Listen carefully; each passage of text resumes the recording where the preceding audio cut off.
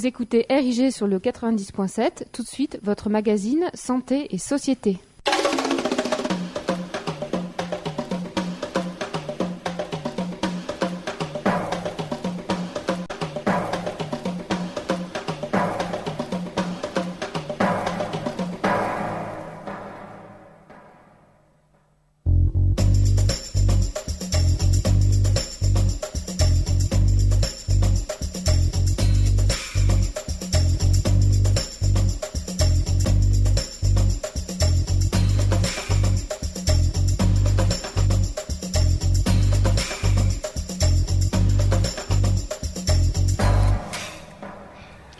Et bonjour à tous et à toutes, bienvenue sur RIG à la fréquence 90.7 pour votre rendez-vous hebdomadaire avec Santé et Société, ce magazine qui décrypte chaque semaine une problématique reliant la santé et les questions de société.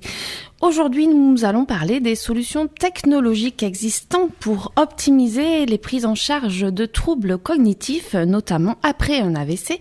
Nous saluons au passage Cathy Schwartz, présidente de l'association AVC AIT Carpe Diem, qui ne pourra pas être avec nous dans les studios aujourd'hui, mais qui souhaite à tous les auditeurs et auditrices de RIG une bonne année.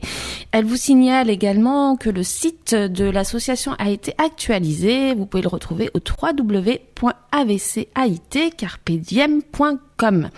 Voilà, et donc aujourd'hui avec nous par liaison téléphonique, on aura donc Christelle Monnier, grâce à Cathy Schwartz qui nous fait le lien entre tout ça, et Christelle Monnier qui est directrice générale de Covirtua, qui est une solution logicielle de rééducation cognitive et dont le siège est à Toulouse. Et donc, elle sera avec nous pendant cette demi-heure. Nous discuterons donc avec elle par liaison téléphonique que nous avons testée juste avant, et elle nous expliquera en quoi notamment les nouvelles technologies sont un outil incontournable pour accompagner les patients neurolésés. Donc, on va voir si Christelle est bien avec nous. Christelle, est-ce que vous nous entendez ? Oui, je vous entends très bien, merci. Parfait. Bienvenue donc sur les ondes de RIG. Je vous propose de carrément partir sur votre parcours en fait, sur la naissance en fait de Covirtua, mais dans un contexte qui est votre parcours professionnel. Comment vous en êtes arrivé là ? Alors bonjour à tous et bonne année 2022 aux auditeurs de RIG. Alors pour faire court, moi j'ai une formation d'école de management, donc j'ai commencé ma carrière en développement commercial en informatique. J'ai suivi ensuite mon mari aux États-Unis, on a fait une petite pause à l'étranger pendant 2-3 ans, et de retour en France, j'ai créé une première société qui était autour du lavage automobile, donc qui n'a rien à voir avec le sujet qui nous intéresse aujourd'hui. Et en 2016, en fait, en échangeant avec un ami qui est développeur informatique, nous avons eu le projet de créer une société autour de la technologie de la réalité virtuelle. On ne savait pas trop de la réalité virtuelle, pourquoi, pour quel type d'application, mais il se trouve que la compagne de cet ami est orthophoniste. D'accord. Et elle nous a fait part au quotidien de son manque, de son insatisfaction face à des outils qui répondaient pas toujours à ses besoins de thérapeute. Donc voilà comment est venue l'idée. C'est vraiment c'est vraiment au départ un besoin venant du terrain, quoi. D'accord, venant d'une orthophoniste et dans sa pratique effectivement au quotidien. Sans vouloir, mais peut-être que cet orthophoniste était d'une génération. Voilà, on va essayer de venir au fait qu'il y a peut-être des professionnels qui du coup n'auront pas cette facilité à s'approprier la solution. Est-ce que je me trompe, ou est-ce que du coup les personnes qui vous sollicitent sont d'une génération plus récente, on va dire, des jeunes?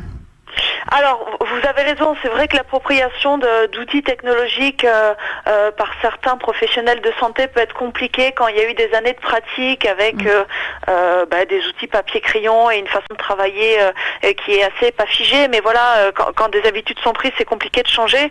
Donc ce sont des générations relativement jeunes qui nous contactent. Après, de notre côté, on a essayé de faire un outil assez intuitif pour que des utilisateurs qui sont âgés et justement qui ont des troubles cognitifs ne nécessitent pas des heures et des heures de formation pour comprendre comment fonctionne l'outil. Donc c'est également à nous, de notre côté, on va dire, de mettre à disposition l'outil le plus simple et le plus intuitif possible. D'accord. Est-ce que cet outil, du coup, parce qu'on parle des professionnels, et du coup, je me posais la question s'il était disponible tout simplement pour des particuliers. Quand on a un trouble et qu'on voudrait soi-même, en fait, être maître de sa rééducation, est-ce que c'est possible d'acheter ou d'investir dans un logiciel ? Alors aujourd'hui, il y a beaucoup d'outils et de logiciels disponibles, accessibles au grand public. Nous, notre parti pris, c'était de s'insérer dans un parcours de soins, c'est-à-dire que notre produit est un dispositif médical qui est prescrit par un thérapeute et utilisé en séance entre un thérapeute et un médecin, et entre un thérapeute et un patient. Donc aujourd'hui, le logiciel est forcément initié par une recommandation d'un thérapeute. Ce qu'on aimerait à terme, c'est aller plus vers de la prévention, vers de la détection, et donc qu'on adapte l'outil pour qu'il soit utilisable à destination de personnes qu'on considère comme fragiles, c'est-à-dire qui n'ont pas encore de troubles, mais qu'on considère comme à risque, par exemple des personnes qui ont plus de 75 ou 80 ans, qui vont utiliser le logiciel tous les jours et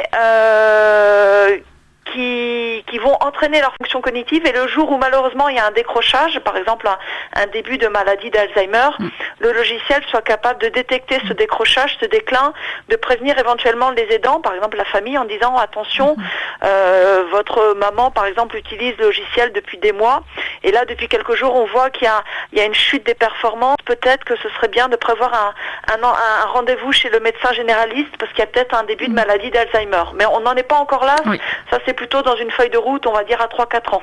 D'accord. Donc en fait, ça s'insère également dans une inclusion numérique de plus en plus urgente, avec la crise sanitaire notamment. Qu'est-ce que cette crise pour vous a changé dans vos activités, en plus et en moins ? Alors, ce qui a été compliqué, notamment, vous les avez évoqués, les patients qui ont eu des AVC, ce qui a été compliqué pour eux depuis 2 ans, c'est qu'il y a beaucoup de prises en charge qui ont été stoppées, puisque beaucoup de services SSR, donc ce sont des services qui s'appellent services de soins de suite et réadaptation, ce sont des services qui gèrent la rééducation de ces personnes qui ont fait un AVC. Beaucoup de ces services ont été réquisitionnés pour prendre en charge des patients post-Covid, et donc il y a eu des prises en charge complètement interrompues, pour des patients qui ont fait des AVC. Nous, ce qu'on a remarqué, c'est que le point positif dans cette crise, et vous l'avez peut-être évoqué dans des précédentes émissions, c'est que ça a forcé les professionnels de santé à se digitaliser. C'est-à-dire que ça a accéléré une tendance qu'on voyait depuis quelques années, mais qui était encore timide. Et donc, ça a forcé les thérapeutes et les médecins à s'approprier plus rapidement l'outil informatique. Je ne sais pas si vous l'aviez déjà évoqué dans des précédentes émissions, mais dans toute crise, je pense qu'il y a des choses positives, et là on peut dire que c'était la chose positive dans cette pandémie. D'accord. Est-ce que vous pouvez parler peut-être de la création de ce logiciel et des associations de compétences en fait qui sont en jeu dans une telle création, que ce soit des ergonomes, ergothérapeutes, comment en fait ça se crée une solution pareille?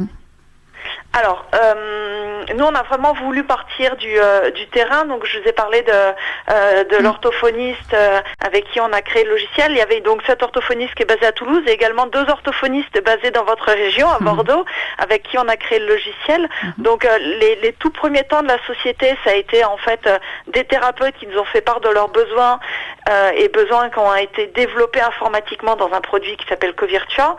Et rapidement on s'est rendu compte que pour qu'on ait une crédibilité auprès des médecins et des pouvoirs publics, il fallait qu'on prouve l'efficacité du produit. Donc on s'est rapidement dit qu'il fallait qu'on mette en place des études cliniques pour prouver l'intérêt du produit. Donc assez vite on a embauché des scientifiques qui ont mis en place justement ces études cliniques, des ergonomes pour s'assurer que le produit soit bien utilisable aussi bien par les thérapeutes que par les patients, et également des personnels côté réglementaire. Alors je ne sais pas si c'est des notions qui vont parler aux auditeurs, c'est en fait des gens qui vont s'assurer que notre produit répond bien à des normes ISO, qui sont, on va dire, obligatoires quand on est dispositif médical. Ok, très bien. Je sais pas si c'est clair pour vous, si j'ai assez vulgarisé, voilà. Si. Mais voilà, on a une équipe assez complémentaire. Bien sûr, c'est pour ça que je voulais que vous nous expliquiez les compétences et les différents personnes que vous devez en fait avoir autour de vous finalement pour avoir un produit qui réponde à plein de normes effectivement. Et j'aimerais aussi que vous nous parliez, parce que là on est sur le sujet de l'AVC à la base, c'était ça le sujet, mais bon effectivement vous êtes sur un ensemble de troubles. Est-ce que vous pouvez nous donner en fait un aperçu en fait de tous les troubles que la solution avec laquelle la solution pourrait aider. On a compris. Très bien. Oui, il n'y a pas de souci. Alors, effectivement, le logiciel a été développé au départ pour des patients qui ont eu des lésions au cerveau, que ce soit suite à des AVC ou des traumatismes crâniens. Rapidement, on a été contacté par des médecins gériatres qui nous ont dit que la solution pourrait être très pertinente pour des personnes âgées qui ont des troubles neurodégénératifs, comme par exemple Alzheimer. Ça peut être également des personnes un peu plus jeunes qui ont des maladies style Parkinson ou sclérose en plaques. Et on est également en lien depuis quelques mois avec des établissements de santé mentale, notamment des médecins psychiatres, qui voient un fort intérêt pour utiliser l'outil auprès de deux grandes populations de patients, des patients qui souffrent de psychose, comme par exemple de la schizophrénie, et des patients qui souffrent d'addiction. Alors, tout à l'heure, vous avez évoqué les enfants qui ont des troubles 10. C'est également une population qu'on a en tête. Par contre, on devra adapter un petit peu l'outil parce qu'aujourd'hui, les exercices qu'on propose dans notre logiciel, ce sont des exercices style faire des courses dans un supermarché, conduire une voiture en ville, trier son courrier dans sa boîte aux lettres virtuelle. On a conscience que pour que l'outil parle à des enfants et corresponde à leur situation quotidienne, il faudra qu'on adapte les mises en situation. Par exemple, une mise en situation, au lieu de dire à l'enfant il faut préparer la valise avant des vacances, ça peut être tu dois préparer ton cartable pour demain, ou tu pars dormir ce soir chez un copain, qu'est-ce qu'on met dans le petit sac à dos, est-ce que il faut pas oublier la brosse à dents et tout ça, donc des choses vraiment qui leur parlent quoi. Ouais, concrètes et du quotidien pour aider l'enfant à s'organiser. C'est ça. D'accord. Avant de faire notre petite pause musicale, on peut continuer un peu cette discussion. Peut-être, on a parlé de la partie logicielle. Est-ce que vous pouvez nous élargir avec la place du web dans cette solution pour essayer de faire comprendre déjà aux gens et de vulgariser, toujours dans cette optique de vulgariser la différence entre un logiciel vraiment et ce que viendrait faire le Internet ou le réseau là-dedans? Alors, c'est très bien que vous posiez la question parce qu'en fait, ça a été un gros chantier chez nous. Nous, initialement, alors je ne vais pas rentrer dans les détails informatiques, mais initialement, on a créé le produit donc Covirtua en mode client lourd. Qu'est-ce que ça veut dire un mode client lourd? C'est-à-dire qu'on devait installer l'application sur chaque équipement, sur un PC, sur une tablette, on devait installer l'application. Et on s'est rendu compte qu'auprès des services informatiques des hôpitaux et des cliniques, ce mode-là, ça a amené une certaine inertie puisque en fait les services informatiques mettaient parfois des mois et des mois à installer l'application. Non pas que ça prenne du temps d'installer notre application, mais c'est qu'en fait ils prennent beaucoup de mesures de sécurité et donc ils font attention avant d'installer toute l'application et ils ont un process qui est très long. Donc il y avait une grande inertie, on avait des CHU qui nous disaient parfois Covirtua nous intéresse beaucoup, mais ils mettaient 6 mois à installer notre application. Et notre souhait c'est d'accompagner un patient tout au long de son parcours de soins, c'est-à-dire aussi bien en séance, c'est-à-dire par exemple à l'hôpital qu'à domicile. Mais on peut pas demander à des gens qui viennent d'avoir un AVC, qui ont des gros troubles, on peut pas leur dire d'installer une application, c'est compliqué de dire vous désactivez les pare-feux, vous faites tel et tel process. Donc en fait on a fait un gros projet en 2021, un gros chantier, c'est de porter notre application en mode web, c'est-à-dire qu'aujourd'hui il n'y a plus rien à installer, il suffit d'aller en ligne, tapez l'adresse covirtua.com pour faire les exercices en ligne comme si vous alliez consulter vos mails sur votre messagerie. D'accord, mais il faut créer un compte, j'imagine qu'il fait... Oui, il faut créer un compte, il faut avoir des licences, mais ce que je veux dire, c'est que on a essayé de simplifier l'accessibilité aux produits pour que, il n'y ait pas il n'y a pas besoin de compétences informatiques particulières. D'accord, donc c'est là la place du web, effectivement, c'est de faciliter l'accès pour n'importe qui à domicile ou... C'est ça, et si par exemple, vous avez eu un AVC, vous faites d'habitude vos exercices chez vous et vous partez en vacances dans de la famille, si vous continuez de faire vos exercices, vous allez juste sur le PC de vos amis ou de la famille, vous allez sur Internet et vous avez accès à vos exercices. Il n'y a rien à installer, donc c'est vraiment accessible partout et tout le temps et tout simplement. Très bien.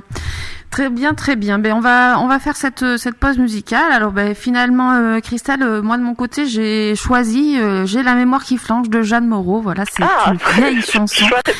Voilà, ça m'est venu. Donc voilà, on s'écoute ça. Voilà, les auditeurs. Donc on fait la pause musicale. On se retrouve pour la seconde partie de ce Santé et Société juste après. Donc je la retrouve, Jeanne Moreau.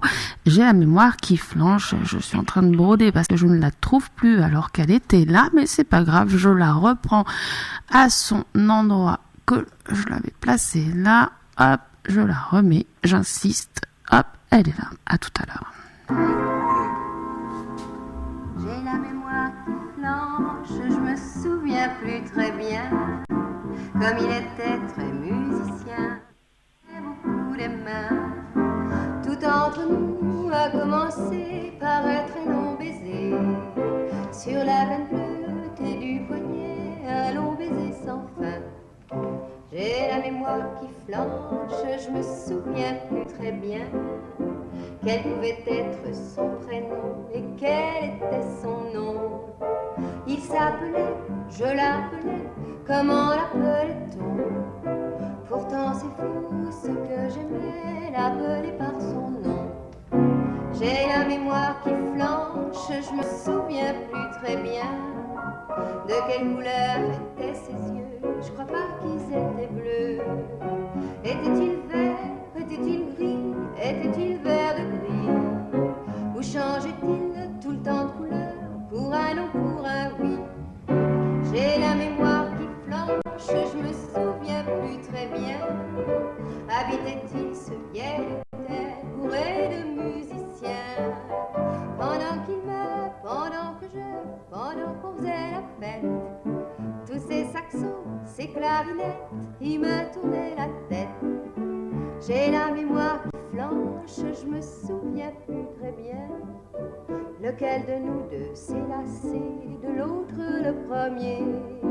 Était-ce moi, était-ce lui, était-ce moi ou lui? Tout ce que je sais, c'est que depuis, je ne sais plus qui je suis. J'ai la mémoire qui flanche, je me souviens plus très bien. Voilà qu'après ces nuits blanches, il me reste plus rien. Rien qu'un petit air qui sifflotait chaque jour en se rasant.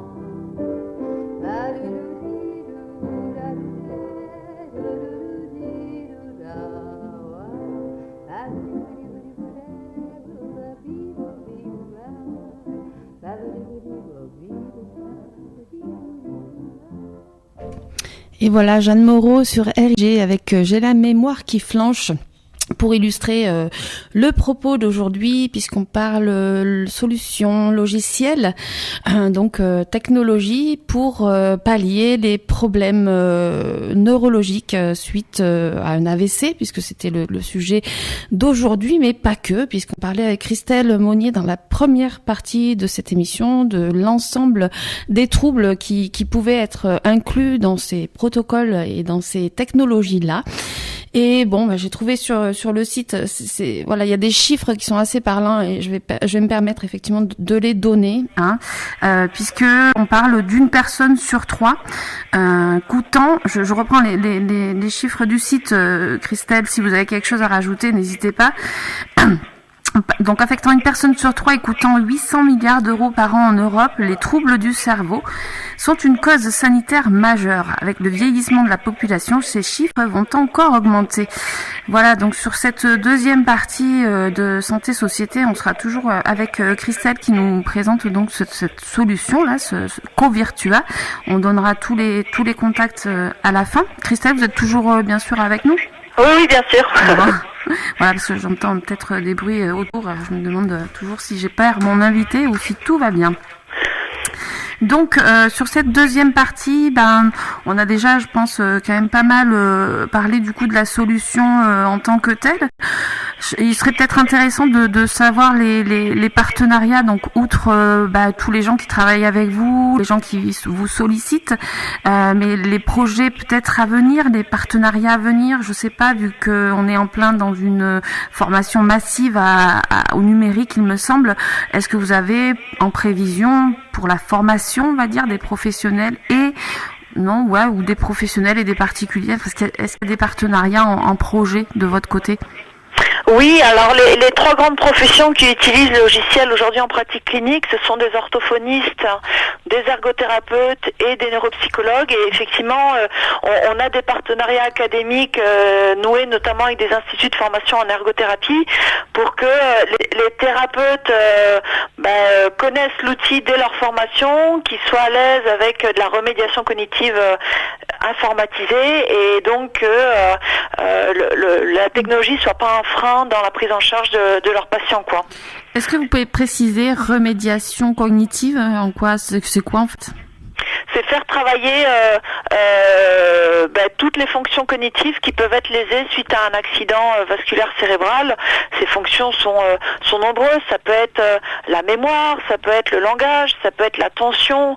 En fait, au quotidien, on l'a vu quand on a rencontré des gens, que ce soit de l'association de Cathy ou même des gens sur des salons, on nous disait parfois moi j'ai 40 ans, j'ai fait un AVC et pendant quelques semaines après mon accident, j'étais incapable de retrouver ma maison dans mon quartier. Donc voilà, des gens qui ont des problèmes à se repérer dans l'espace.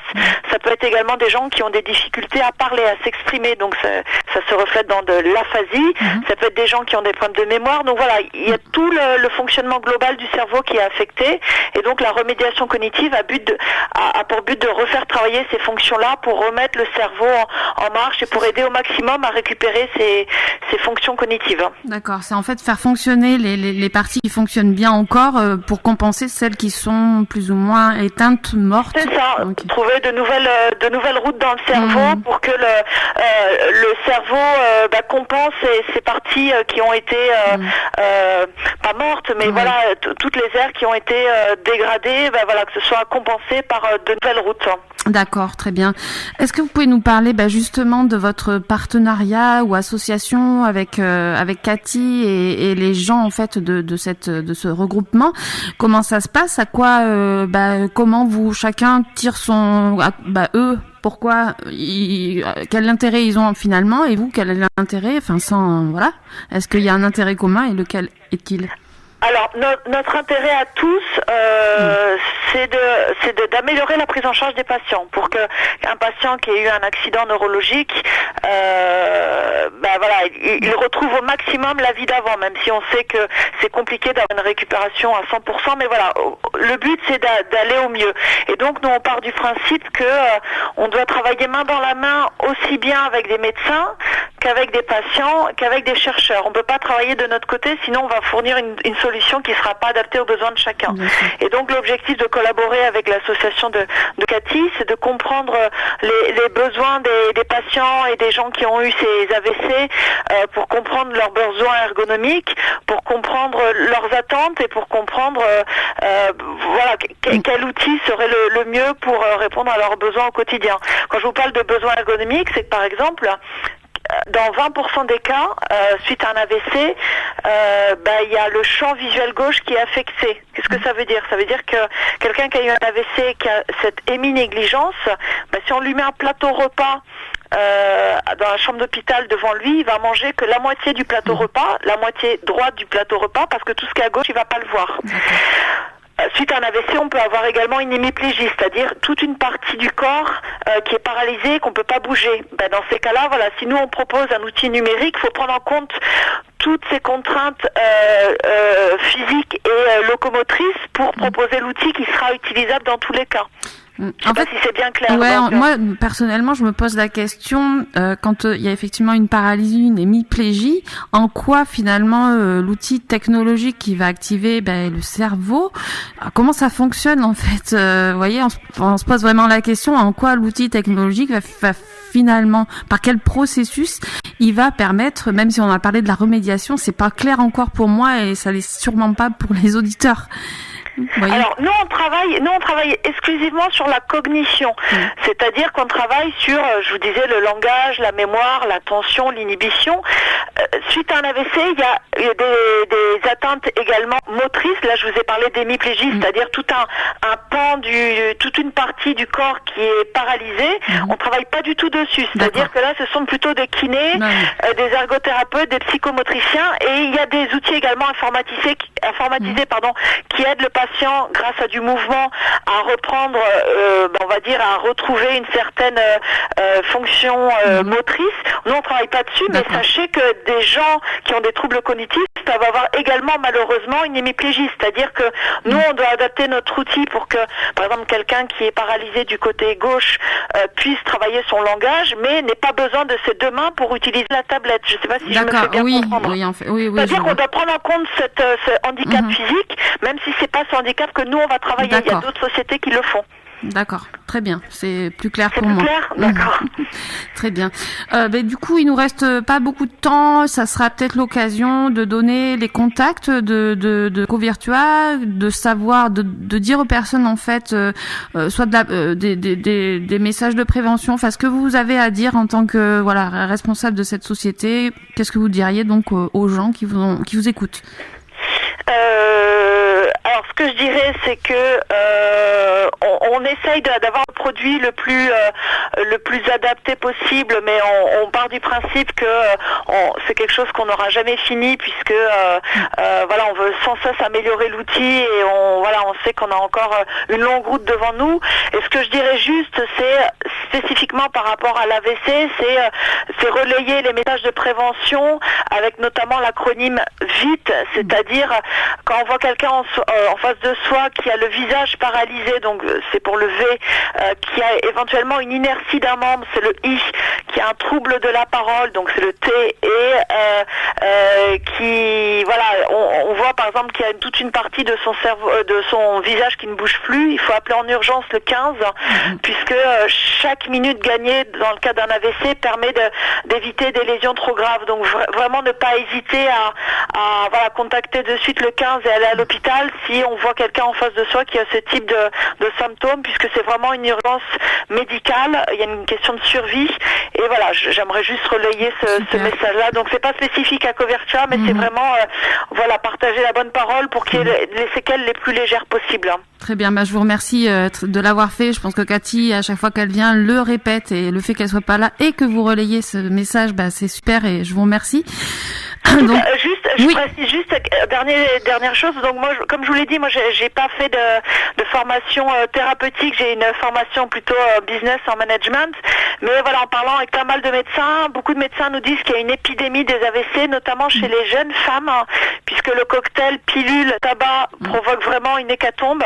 Et dans l'esprit des gens, AVC, c'est plutôt pour des personnes âgées qui ont 70-80 ans. Et c'est vrai que la moyenne d'âge est assez élevée, c'est 74 ans. Mais il y a de plus en plus de jeunes, et on rencontre des patients de plus en plus jeunes. Donc faut pas dire ça arrive qu'aux autres. Voilà, c'était juste ce que je voulais dire en conclusion, quoi. C'est important. Donc on rappelle, c'est covirtua.com tout simplement. C'est ça. Ok. Donc vous pouvez retrouver toutes les infos de cette société, de ce développement, de cette solution, tous les troubles qui sont inclus, et toutes les informations que vous voulez sur covirtua.com.